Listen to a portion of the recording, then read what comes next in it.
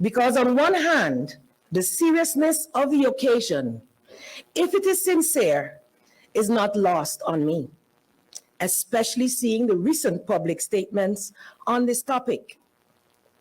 On the other hand, the manner in which we arrive here today is, to say it quite honestly, messy, and exposes many risks in the realization of true reparatory justice for those impacted by the transatlantic slave trade, the enslavement of our ancestors, and subsequent racism, marginalization, and continued existence of colonialism in the relationship and institutions which still exist within our kingdom.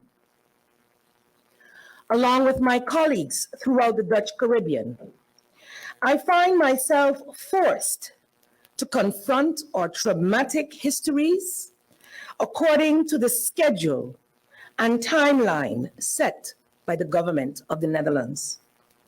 And because these heartfelt sentiments comprise more emotion than one is allowed to express in post-coloniality, I am compelled to secure justice for our ancestral pains by means of formalities and speeches.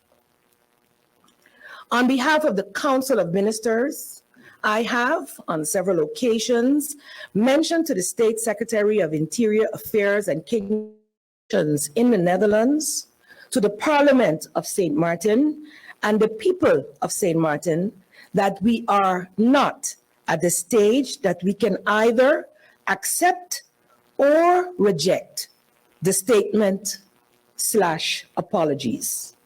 Because honestly speaking, up until today, I stand by that statement